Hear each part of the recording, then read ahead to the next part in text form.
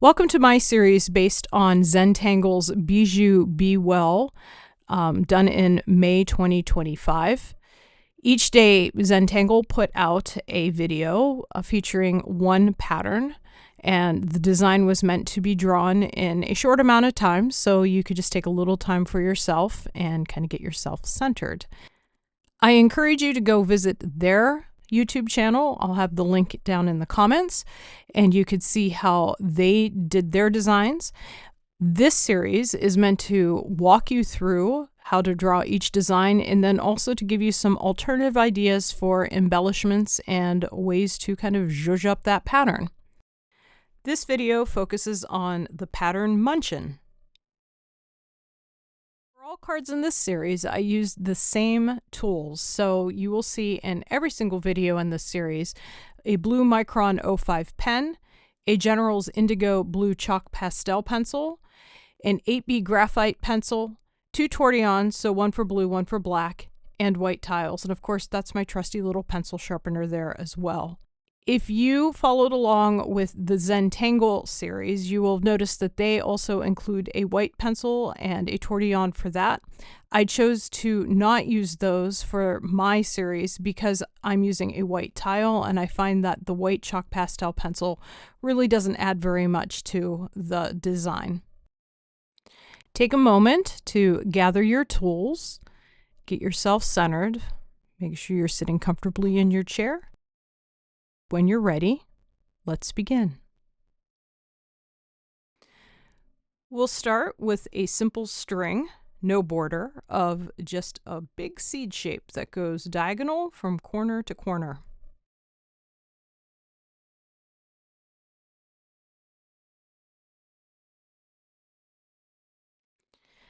Now let's fill that seed shape with tiny little dots. Leave some space between those dots because things are going to happen in between them. But some of them can be a little close together, some of them can be far apart. They can just be random. If you feel like you aren't sure if you have enough dots, then you can always go back and add more dots as we continue with the pattern.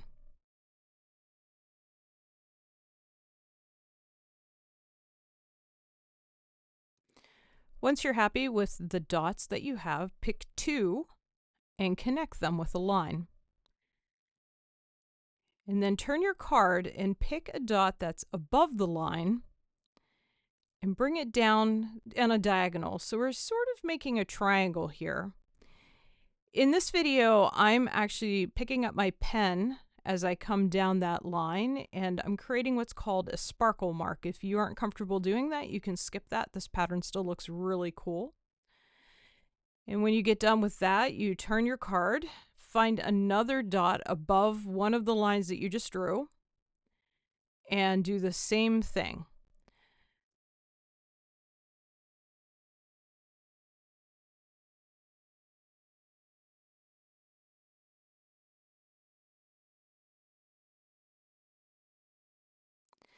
And now you're going to just keep repeating this process. You're going to draw essentially a triangle with your lines, and then you're going to turn the card, find a dot above one of the lines that you have drawn previously, and keep repeating that process.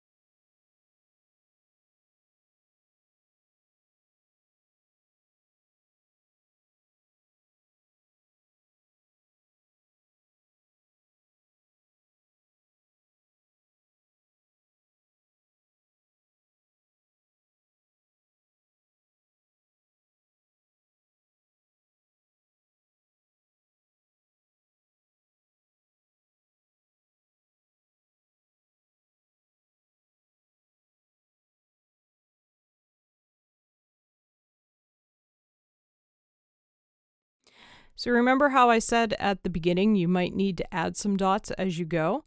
Here's one instance where I find I just don't have a dot to kind of work with, so I just stick one in there. I get to decide how I want to place it to make it make sense with what's there already, so there is a little bit of an advantage to adding one or two in after the fact. And then I just keep going.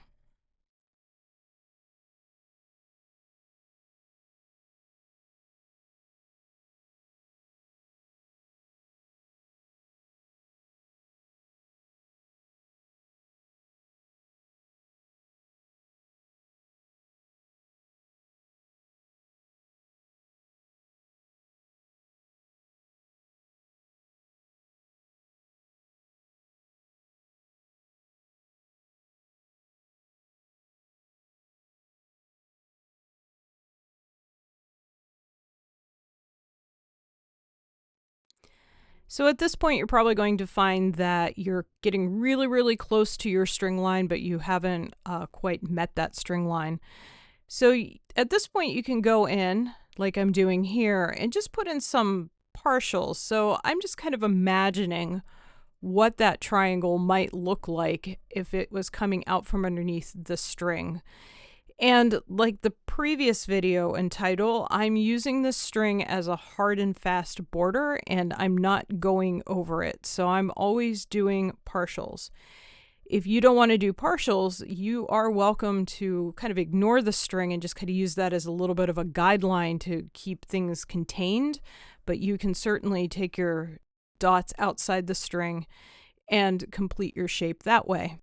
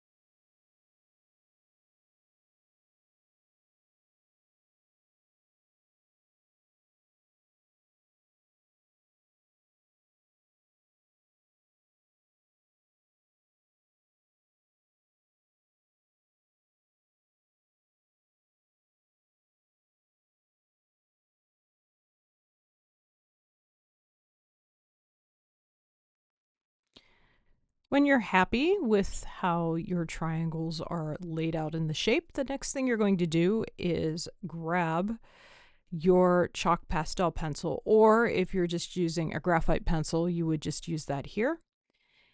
And the way I like to shade this particular pattern is I put a bunch of graphite where the points come together. So if it's just a little single triangle, then I fill that in. Sometimes when you're doing this pattern, you end up with like a couple of triangles kind of smooshed together. So then I'll just continue that shade right across both of those triangles. So I'm just going to put a bunch of blue in this case, where all the lines kind of come together. So creating a blue shadow. So this is going to act as a shadow, but then also add color to the card.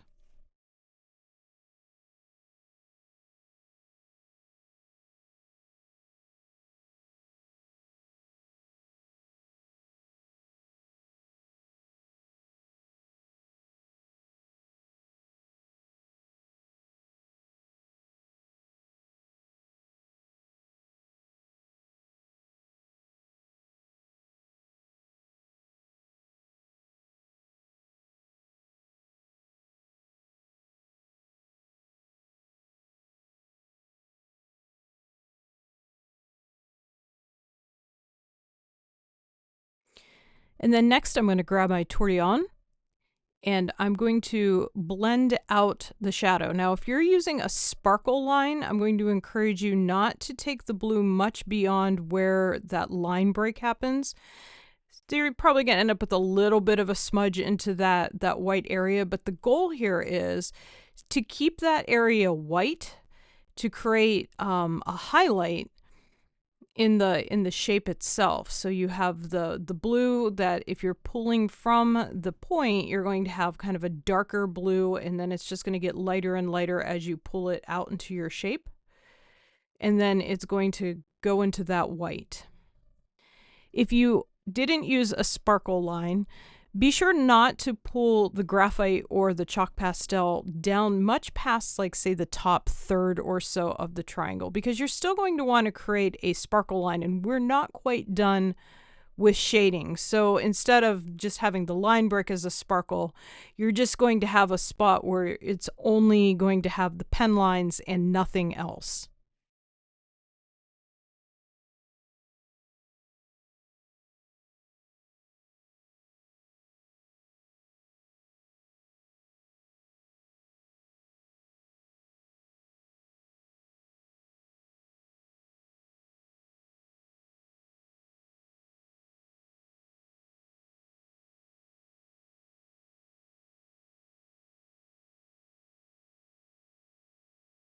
If you've been using blue, switch over to your graphite pencil. Otherwise, just stick with your graphite pencil.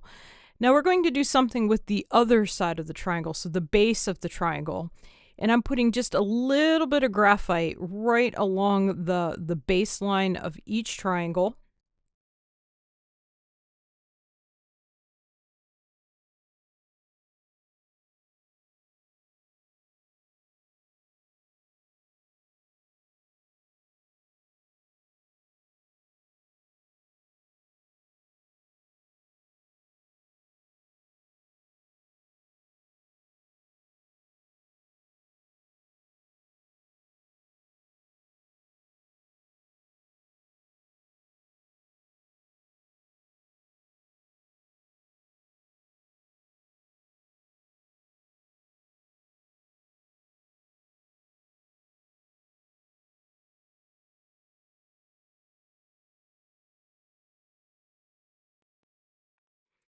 And then I'm going to grab my Tortillon and I'm going to blend that out. Now I'm not going to smear that too much. I'm going to keep it fairly close to the baseline.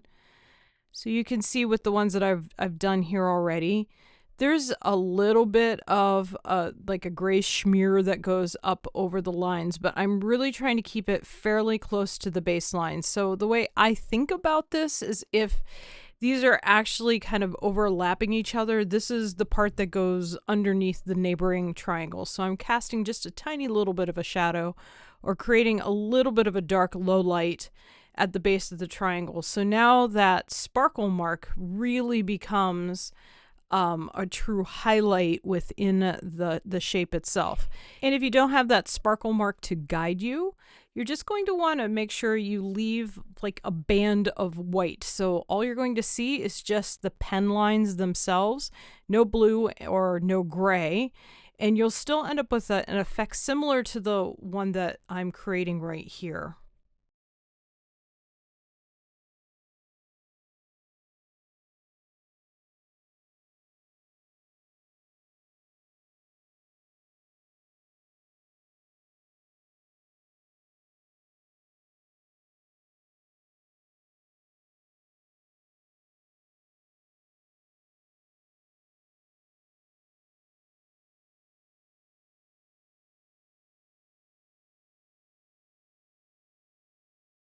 And then the final step here, I'm going to take my pencil and create just a very light shade around the outside of the shape. So I'm not really going on top of the pattern itself. I'm going just outside all my pattern work. And then I'm going to blend that out to create just a kind of a cleaned up border.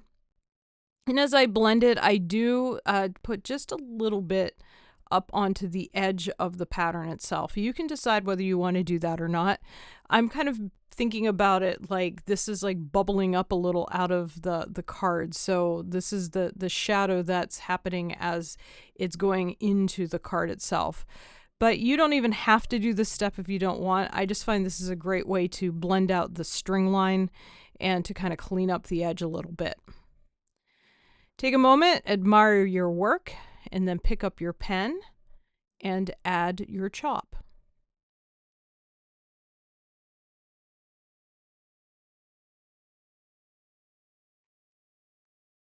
And there you have it, Munchin.